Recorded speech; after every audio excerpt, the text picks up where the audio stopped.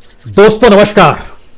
दोस्तों, सरकार ऐलान किए जाए, मीडिया बिना सवाल किए उसे दिखाता चला जाए और उस पर चर्चा के दौर में लगातार सरकार के ऐलान को लेकर ही उसके कसीदे गढ़े जाएं, तो फिर जमीनी सच क्या है, यह आप कैसे जान पाएंगे? और खास तौर से 20 लाख करोड़ के राहत पैकेज को लेकर जब आप दूसरी खेप आज सामने आई तो उसने भी बहुत सारे सवाल सीधे तौर पर पैदा कर दिए।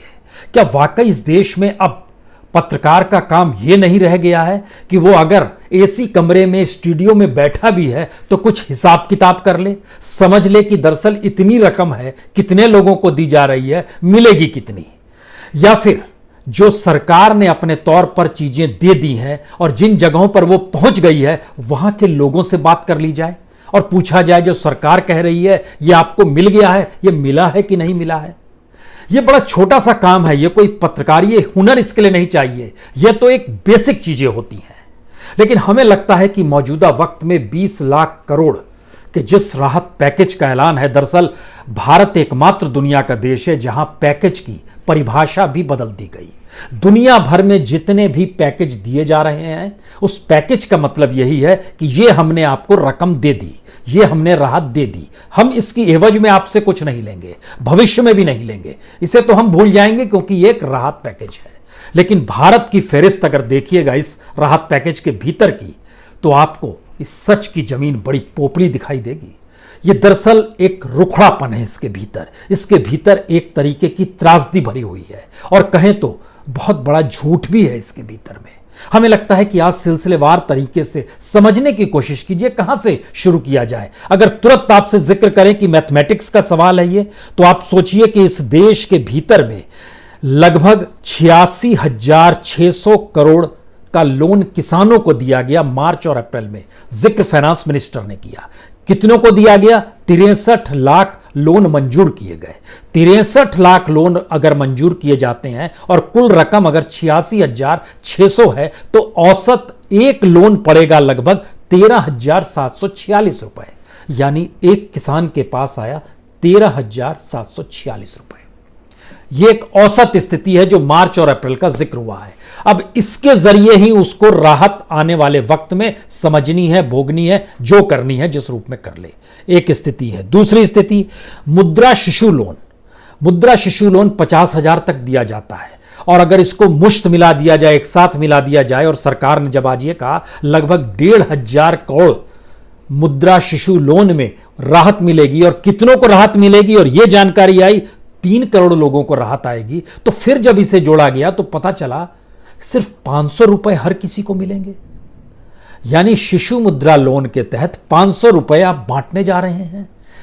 यह कौन सा विजन है? किस स्थिति में? हमें लगता है कि आज इसके भीतर घुसे और आपको जरा समझाने की कोशिश की जाए उससे पहले पीएम केयर के बारे में ही जान लीजिए। प्रधानमंत्री ने जो केयर फंड लिया है उसमें 1,000 करोड़ रुपए इस देश के प्रवासी मजदूरों के नाम किया है। इस देश के भीतर में प्रवासी मजदूरों की तादाद अगर 2011 के सेंसस को बेस बनाए तो 14 करोड़ थी, लेकिन 2020 तक आते आते जो अलग अलग मार्फत जानकारी आती है, चाहे वो ILO की जानकारी हो यानी इंटरनेशनल लेबर ऑर्गेनाइजेशन हो या CMI हो या फिर अलग NGOs हो, उसके जरिए ये बात निकल कर आती है इस देश में लगभग 23 करोड़ से ज्यादा प्रवासी मजदूर हैं। अब आप सोचिए 1,000 करोड़ को अगर 2011 के सेंसस के हिसाब से 14 करोड़ में बांटिएगा तो हर के हिस्से में आएंगे 71 रुपए 42 पैसे, और अगर 23 करोड़ मान लीजिएगा तो हर हिस्से में आएंगे 43 रुपए 47 पैसे। इसके लिए कोई बहुत दिमाग लगाने की जरूरत नहीं। इसकी दूसरी स्थिति दिखाइए। कहा गया कि 2,000 करोड़ वेंटिलेटर लेकर आएंगे, और वेंटिलेटर कितने लाएंगे इसकी भी जानकारी दी गई। लगभग 50,000 वेंटिलेटर हम लेकर आएंगे। हमने जब पता लगाया कि वेंटिलेटर की कीमत क्या होती है, इस 50,000 वेंटिलेटर को लाने का मतलब है 4 लाख का एक वेंटिलेटर है, और वेंटिलेटर की कीमत अगर डिजिटल तौर पे आप लेते हैं तो सबसे सस्ता डिजिटल वेंटिलेटर मिलता है लगभग 45,000 में, और सबसे सस्ता मैकेनिकल वेंटिलेटर जो होता है वह मिलता है 1,25,000 में। और डिजिटल का जो हाईएस्ट रेंज है वो तकरीबन 9 लाख का पड़ता है, और मैकेनिकल का जो हाईएस्ट वेंटिलेटर है, ऊपरी रेंज है, वह भी लगभग 9 लाख का पड़ता है। लेकिन इन्होंने 4 लाख बीच में स्थिति लाई है और 50,000 ही वेंटिलेटर ला रहे हैं। लेकिन डिजिटल और मैकेनिकल वेंटिलेटर की बीच की स्थिति में अगर आप आइएगा तो ये और कम में मिल सकता है। इसका मतलब क्या है ये आप समझिए, इसके मतलब और मायने आने वाले वक्त में क्या होंगे, ये बताते हुए कि इन सब के बीच 100 करोड़ रुपए रिसर्च के लिए भी दिए गए हैं, कोविड के रिसर्च के लिए। और आपको जानकर हैरत होगी, सिर्फ हार्वर्ड यूनिवर्सिटी का जो अपना बजट है इस कोविड वायरस को लेकर रिसर्च के तौर पर, वह भारत द्वारा दिए गए 100 करोड़ से लगभग 25 गुना ज्यादा है। अब आप सोचिए क्या स्थिति है। और इन सब के बीच हालांकि अच्छी बात यह है कि ब्रिक्स का जो न्यू डेवलपमेंट बैंक है उसने ऐलान किया है कि वो लगभग 100 करोड़ डॉलर यानी तकरीबन 76,000 करोड़ रुपए भारत को देगा। जरा समझने की कोशिश कीजिएगा कि हम लोग कहां पर खर्च कर रहे हैं, किस रूप में खर्च कर रहे हैं और इसके मतलब मायने क्या होंगे। सरकार किस रूप में दे रही है, क्या दे रही है। लेकिन आज जब ऐलान हुआ किसानों का तो हमें लगा कि यह एक बड़ी बात हो रही है।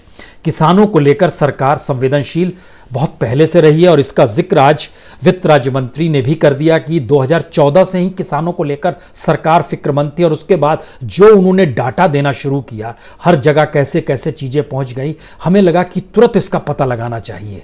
जैसे किसान सम्मान निधि 6,000 रुपए जो दिए जाते हैं, यानी 2-2 हजार रुपए हर 4 महीने पर, वह पहुंचा है कि नहीं पहुंचा है। और इस बार हमने जानबूझकर ऐसी जगह को चुना जहां पर महात्मा गांधी भी गए थे। चंपारण सत्याग्रह शुरू करने से पहले जब वह चंपारण गए थे, फिलहाल वो पूर्वी चंपारण का हिस्सा है, उसमें उसका उस समय हेडक्वार्टर मोतिहारी हुआ करता था, तो हमने सोचा वहीं के गांव के लोगों से पता लगवा लें। और तमाम जगहों पर स्ट्रिंगर्स रहते हैं, रिपोर्टर रहते हैं, आपको कुछ बहुत करने की कोशिश नहीं करनी है, एक फ़ोन लगाइए और पता लगाइए कि भाई आप इस गाँव में ज़रा पता लगा लीजिए कि उन तक पहुँचा है या नहीं किसान सम्मान निधि। और चूंकि चंपारण तो हर कोई जानता है और मोतिहारी, अब हम उस जब गांव में पता लगाने लगे तो आपको जानकर यह हैरत होगी कि जिस गांव में खुद महात्मा गांधी भी गए थे, उस गांव के बारे में तो जानकारी नहीं मिल पाई, जो पट्टी जसौली गांव है, लेकिन उसके इर्द गिर्द के 2-4 गांव की जानकारी मिली, जिसमें एक लक्ष्मण टोला है, जिसमें एक है पातुरिया टोला भताता एक गांव है, उसके अलावे एक नौरंगिया गांव है। हमने यहाँ के लोगों से पता लगवाया कि उनको किसान सम्मान निधि मिली है नहीं, जो आज ऐलान हो रहा था उससे पहले जो दिया जा चुका है उसकी जानकारी जब सरकार की तरफ से दी गई। पूर्वी चंपारण के मोतिहारी के लक्ष्मण टोला, उस गांव का नंबर है 929558 सरकारी दस्तावेज में। वहां पर कुछ नाम हम पढ़ देते हैं। कुल उस गांव के 167 लोग हैं जिसे किसान सम्मान निधि मिलना चाहिए।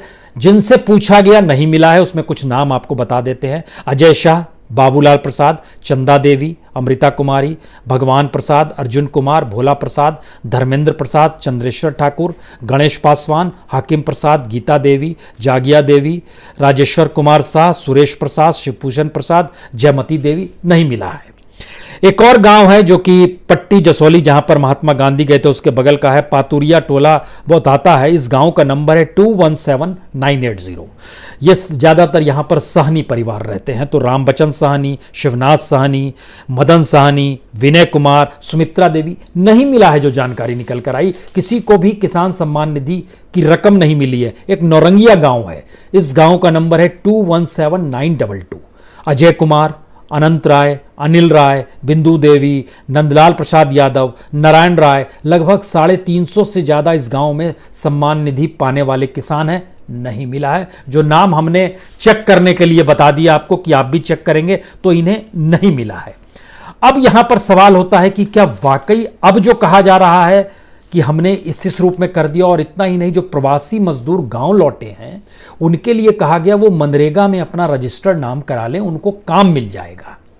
तो इसके लिए भी जो डाटा दिया गया, आज जो दिया गया, उस डाटा को, वो डाटा हालांकि बताया गया 13 तारीख का है, लेकिन हमने 13 को नहीं, हमने 14 को देखा। आज की तारीख में अभी तक की स्थिति मनरेगा के तहत क्या है, उसमें वो जानकारी निकलकर बता रहे हैं कि पिछले साल के अप्रैल और मई के महीने की तुलना में इस बार चूंकि लॉकडाउन की स्थिति थी तो हमने अब ज्यादा काम देना शुरू किया है और पिछली बार से ज्यादा काम दे दिया है।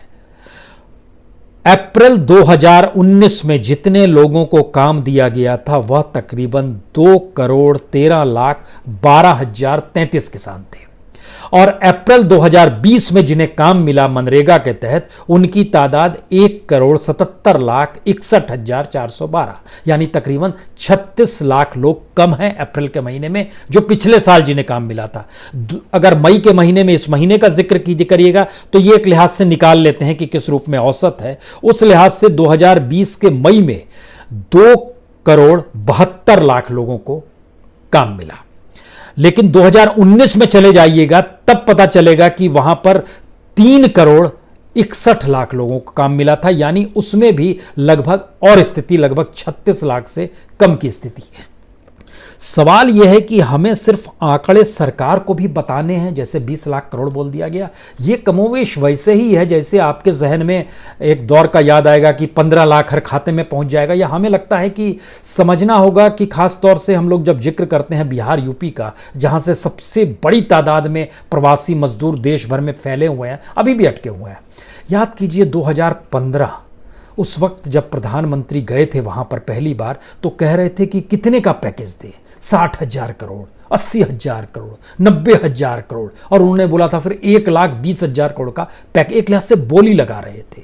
तो वह उस दौर में चले जाइएगा और अब की स्थिति में देखिएगा तो आपके जहन में एक सवाल होगा, क्या उस समय पैसा बहुत ज्यादा था? क्या इस समय पैसा नहीं है?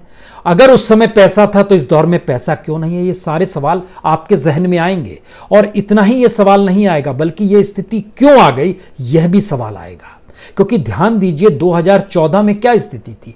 2014 में कमोवेश भारत की इकोनॉमी जो थी वह 2 ट्रिलियन की थी, और मौजूदा वक्त में आइएगा तो भी वो 2 ट्रिलियन प्लस की इकोनॉमी है भारत की, 2.5 ट्रिलियन से भी कम की हो गई है।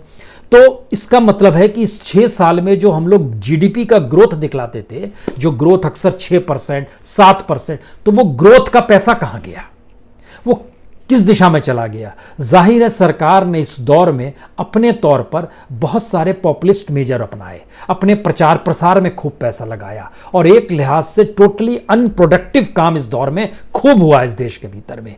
और इसके ठीक समानांतर इस देश की जो पैरेलल इकोनॉमी थी, जिसको कुछ लोग ब्लैक मनी भी कहते हैं, कुछ कहते हैं छुपाई हुई रकम होती है, वो चाहे घर की दादी माँ के हिस्से में आती हो जो डब्बों में थी, या फिर जो नोटबंदी के बाद से चीज़ें इस देश के भीतर में ख़त्म हुई, वो पैरेलल इकोनॉमी इस देश में ख़त्म हो गई। और सरकार ने ये मान लिया था कि दरअसल धीरे धीरे हम पूरे देश की इकोनॉमी को अपने साथ समेट लेंगे, जैसे चाइना के भीतर की इकोनॉमी है और चाइना समेटे हुए, और धीरे धीरे हम समेट कर इस देश की इकोनॉमी को 2 ट्रिलियन से 3 ट्रिलियन, 3 से 5 ट्रिलियन, 5 से 20 ट्रिलियन तक ले जाएंगे, और फिर सारी चीजें हमारे हाथ में रहेंगी। इस पूरी प्रक्रिया में सरकार ने इस देश के कंज्यूमर को ही खत्म कर दिया। जो कंज्यूमर था, अब कंज्यूमर नहीं होगा तो डिमांड नहीं होगी, और डिमांड नहीं होगी तो फिर ग्रोथ कैसे होगी, ग्रोथ नहीं होगी तो फिर आपका डेवलपमेंट कैसे होगा। कल ये सवाल पूछा गया था वित्त मंत्री से कि पैसा कहां से आएगा, तो उन्होंने कहा था बोरो करेंगे। बोरो करने का मतलब होता है नोट छापेंगे, लेकिन सवाल है नोट छापेंगे, ग्रोथ होगी नहीं, ग्रोथ होगी नहीं, इन्फ्लेशन बढ़ते जाएगा, महंगाई बढ़ती जाएगी। अब आप क्या करेंगे, चीजों को संभालेंगे कैसे? नोट तो लोगों को बांटने नहीं निकल जाएंगे आप, तो आपके पास कोई इकोनॉमिक मॉडल नहीं था। और जो पिछले 6 बरस की मशक्कत थी, जो आप लगातार जिस इकोनॉमी से खेल रहे थे, और इस देश की जो पैरेलल इकोनॉमी और इस देश के कंज्यूमर को आपने खत्म करके स्टेट को ही एक बड़ा कंज्यूमर बना लिया, तो आज ऐसी स्थिति आ गई है जहां पर स्टेट कमजोर कंज्यूमर है और बेसिक कंज्यूमर जो था इस देश का, उपभोक्ता जो था, वो खत्म हो गया। अब आप क्या करेंगे और कैसे चीजों को पटरी पर लाएंगे? यहीं पर एक शून्यता है, और यहीं पे वो भाव है जहां पर विजन नजर नहीं आ रहा है कि इस देश को संभालें तो कैसे संभालें। क्योंकि और इसको जब आप समझने की कोशिश करेंगे, जिन बातों का हम आपसे जिक्र कर रहे थे, मनरेगा के तहत देखिए बिहार में 2019 के अप्रैल के महीने में 11,52,000 मनरेगा मजदूरों को काम मिला। इस साल सिर्फ बिहार में 8,56,000 को मिला। अगर मई के महीने में आइएगा तो मई के महीने में 13 लाख, पिछले साल 13,08,000 मजदूरों को काम मिला था, इस बार 9,30,000, यानी कम काम मिल रहा है। तो जो लौट रहे हैं उनको आप काम कैसे देंगे? और मई के महीने में अगर आएगा, तो अप्रैल का महीना था, मई के महीने में 2019 में 14.5 लाख मजदूरों को काम मिला था, और मई के महीने में 2020 में 10 लाख मजदूरों को काम मिला है। मध्य प्रदेश की स्थिति भी कमोवेश, मध्य प्रदेश में मई के महीने में चीजें प्रोग्रेस जरूर हुई है। मई के महीने में 2019 में लगभग 15.5 लाख को काम मिला था, 15.5 लाख मजदूरों को। अभी इस बार 24 लाख के लगभग टारगेट में आ गए हैं कि हम मई के महीने में काम दे देंगे। तो मध्य प्रदेश में ज्यादा काम मिला है, इनकार नहीं है, लेकिन ओवरऑल जब आप देखते हैं तो आपको लगता है कि यह काम ज्यादा कहां मिल रहा है, कैसे मिल रहा है। हालांकि जो डाटा सामने आ रहा है उसके मुताबिक लगभग 22 लाख मजदूरों को इस देश में काम ज्यादा मिल जाएगा मई के महीने में। अप्रैल में 36 लाख लोगों को कम मिला है, इसमें मिल जाएगा। अगर यह स्थिति है और कम ज्यादा के बीच में ही अगर हम लोग चल रहे हैं, तो फिर एक अगला सवाल यह भी आएगा कि जो लोग वाकई गांव लौट गए हैं उनके सामने अगर काम नहीं रहेगा तो कल फिर वो वहां से निकलकर वापस शहर में आएंगे। और शहर की स्थिति में अगर डिमांड नहीं है, जो हमने कहा कंज्यूमर खत्म हो गए, स्टेट अपने तौर पर सबसे कमजोर कंज्यूमर हो गया, उसके पास पैसा देने को नहीं है। वह स्टेट को जो पैसा दे रहा है, स्थिति यह आ गई है कि वह किसानों के अनाज को राज्य खरीद ले, इसके लिए तकरीबन 6,500 करोड़ रुपए सिर्फ दिए गए हैं, स्टेट खरीद ले। अब आप सोचिए कि 6,500 करोड़ को जब देश भर में आप बांटेंगे तो फिर आपके जहन में यह सवाल होगा कि आखिर कितना पैसा दिया गया, यानी सबके हिस्से में कितनी रकम आ रही है। 28 राज्यों में चीजों को बांटना शुरू कीजिएगा तो फिर आप फंस जाइएगा। इतनी रकम में कैसे, तो एक गांव में अनाज होता है इतना, उसी को खरीद पाएंगे क्या आप? लेकिन रकम बता दी जाती है कि बहुत ज्यादा है, और इस लिहाज से ये चीजें चलनी शुरू हो जाती हैं। इसीलिए हमारा सवाल है कि ये पैकेज है या नहीं है, इसकी भी परिभाषा हमको क्या नए तरीके से बदलनी होगी। जो ये पैकेज है या नहीं है, उससे पहले एक चीज, हिंदुस्तान का एक असल सच को जान लीजिए। असल सच भारत का यह है कि हर 5 साल में जो गरीबी रेखा से नीचे व्यक्ति होता है, उसकी आय में जो बढ़ोतरी होती है वो 10 रुपए से ज्यादा नहीं हो पाती है प्रति महीने। 10 रुपए से ज्यादा उसकी आय बढ़ती ही नहीं है 5 साल के भीतर में। जो लेबर होता है, जो मजदूर होता है, उसकी आय 50 रुपए से ज्यादा बढ़ती ही नहीं है 5 साल में। जो नौकरशाह होता है, उसकी आय 5 बरस में लगभग 4 से 7% तक बढ़ती है। लेकिन इस देश के एमएलए की आय, जो विधायक होता है अलग अलग राज्यों में, उसकी आय 40 से 70% तक 5 साल में बढ़ जाती है।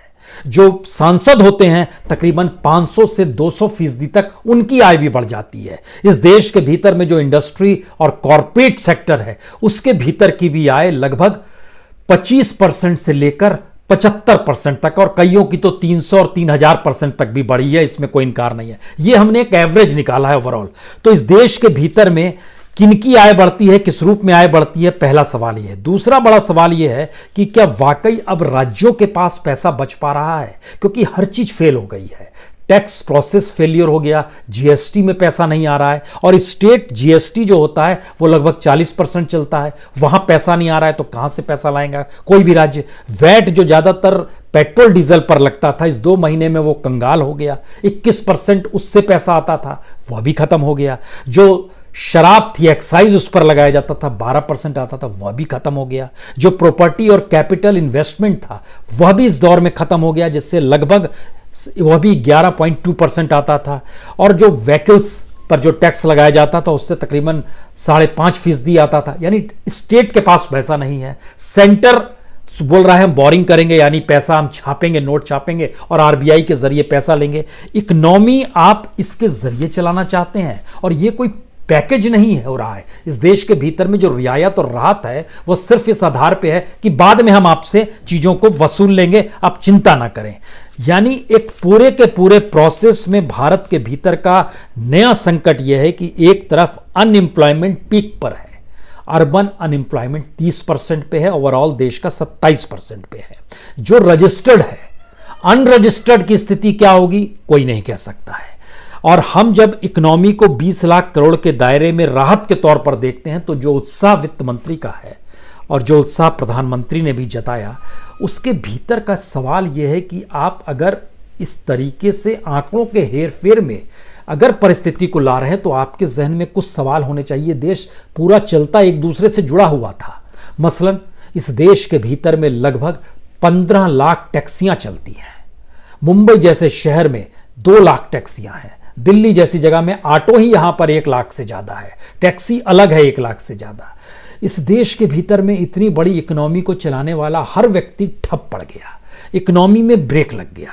अब आप चीजों को डेवलप कर रहे हैं उन आंकड़ों के जरिए और बताना चाह रहे हैं कि दरअसल ये इससे ठीक हो जाएगा। यानी आप अभी भी नहीं सोच पा रहे हो कि हमें करना क्या है, क्योंकि जब तक आप सच नहीं स्वीकारोगे तब तक आपके सामने कोई नया विजन कैसे आएगा और दूसरा कोई कैसे रखेगा, चाहे वो रघुराम राजन हो, चाहे वो अरविंद सुब्रमण्यम हो, या इस देश का कोई भी इकोनॉमिस्ट हो, वो कैसे रखेगा अपने आइडियाज को। क्योंकि आप तो मानकर चल रहे हो ये स्थिति है, उससे शानदार स्थिति से हम निपट रहे हैं और 21वीं सदी भारत की हो जाएगी। आप इस दृष्टि से चीजों को आगे बढ़ाना चाहते हो, लेकिन उसके भीतर स्थितियां क्या हैं? क्योंकि जब आप ऐलान कर रहे हो कि हम किसानों को इतनी राहत देंगे, उसमें आप जिन बातों का जिक्र कर रहे हो उसमें एक तरफ जो कृषि कर्ज दिया जा चुका है उसका जिक्र करते हो, उसके बाद जो नाबार्ड इंफ्रास्ट्रक्चर को लेकर या अलग अलग योजनाओं को लेकर खर्च करता है आप उसका जिक्र करते हो। छोटे किसानों को जो 30,000 करोड़ का जो अतिरिक्त फंड नाबार्ड के जरिए दिया गया है वह कमोवेश इससे पहले के हर बरस में खुद सरकारी डाटा बताता है ज्यादा दिया गया है। तो इसका मतलब है कि आपको अभी भी आइडिया नहीं है, आप सिर्फ आंकड़ों के जरिए इस देश को किस तरीके से बेवकूफ बना दिया जाए, क्या उस दिशा में आप सोचना चाहते हैं? क्योंकि ये सारी परिस्थितियां धीरे धीरे आपको ऐसी दिशा में ले जा रही है कि आप टैक्स में रियायत नहीं दे रहे हैं, टीडीएस में रियायत दे रहे हैं। वो अभी 10% देते थे टीडीएस, तो अब 7.5% देना होगा। जो एमएसएमई को दिया गया है इक्विटी, जो और एमएसएमई का हिस्सा जो है, हमको लगता है आज इसको थोड़ा समझने की कोशिश कीजिए। एमएसएमई का मसला यह है कि वहां पर 20% संपत्ति जो है वह सरकार कोलेट्रल देगी और बाकी 80% एमएसएमई वाले को लगाना पड़ेगा। और एमएसएमई की जो बढ़ा दी गई है, उसकी जो रेंज बढ़ा दी गई है, उसको जो करोड़ों में तब्दील कर दिया गया है, माइक्रो को कर दिया गया है 1 करोड़ इन्वेस्टमेंट आप कर सकते हैं, स्मॉल को 10 करोड़ कर दिया गया है, मीडियम को 20 करोड़ कर दिया गया है। और यानी एमएसएमई चालू ही नहीं हो पाएगी। कैसे चालू होगी जब आप बैंक लोन क्यों देगा? इस देश के भीतर का पहला और आखिरी सच यही है, बैंक से लोन लीजिए, उसी लोन को अलग अलग तरीके से डाइवर्ट कीजिए, उसी से चीजें डेवलप कीजिए। लगे चीजें चल रही है तो चल जाएंगी, डूब गई तो फिर बैंक का पैसा डूबा और वो एक एनपीए में कन्वर्ट हो जा रहा है और अपन अपने तरीके से निकल जाएंगे। इसलिए ध्यान दीजिए, इस क्राइसिस के वक्त भी इस देश में सियासत हो रही है, जिक्र हो रहा है। नीरव मोदी को कांग्रेस बचा रही थी, विजय माल्या उधर कह रहे हैं लोन हम चुका देंगे, आप हमको वापस बुलाइए।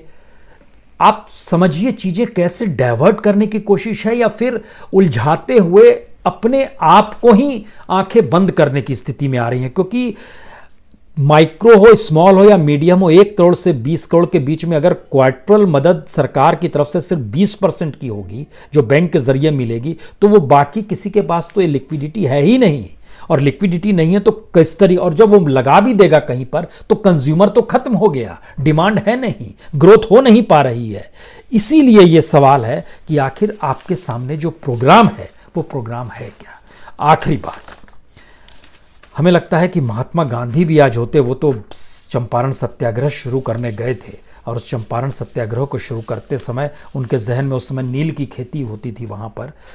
इस समय तो नील की खेती करने की भी स्थिति इस देश के भीतर में किसानों के सामने नहीं है। और जो झूठ फरेब जो सामने आ रहा है वह इतनी स्थिति बिगड़ी हुई है कि जब उस चंपारण के गांव में ही सम्मान निधि नहीं पहुंचा है तो फिर इसके मतलब क्या है? इसके मतलब यह है कि सरकार की तरफ से जो भी ऐलान हो रहा है, हिंदुस्तान की इकोनॉमी को माइग्रेंट वर्कर संभालता था और माइग्रेंट वर्कर ही अपने तौर पर अपने परिवार को पालता था। क्योंकि मार्च और अप्रैल के महीने में इन सरकारों ने जो भी दान कर दिया, जिस रूप में कहा गया, दान तो नहीं कहें, जो कहा जा रहा है माइग्रेंट वर्कर के लिए 1000 करोड़ रुपए दे रहे हैं, जो 71 रुपए 42 पैसे का हिसाब हमने आपको बतलाया। इस देश में मनी ऑर्डर के जरिए सिर्फ मार्च और अप्रैल में 1051 करोड़ रुपए देश में मनी ऑर्डर कैश दिया गया है और उसमें पहले नंबर पर उत्तर प्रदेश है, फिर बिहार है। उत्तर प्रदेश में 274 करोड़ मनी ऑर्डर से पैसा गया है मार्च और अप्रैल के महीने में। और बिहार में 101 करोड़ रुपया गया है, तेलंगाना में 98 करोड़ गया है। यानी इकोनॉमी जो चल रही है, इस देश को जो चलाया जा रहा था, उसमें सरकार हर जिम्मेदारी से पल्ला बहुत पहले झाड़ चुकी थी। और अब जब पहली बार उसके सामने एक चुनौती आई है कि उसे इस देश को चलाना है, तो देखिए किस तरीके के आंकड़े और किस तरह का भ्रम हम लोग की आंखों के सामने है। और ये सारे सच अगर रिपोर्ट्स के जरिए और इस देश के जर्नलिस्ट लग जाए तो सारा खाचा हर के सामने हर तरीके से आ जाएगा। बहुत बहुत शुक्रिया, बहुत बहुत शुक्रिया।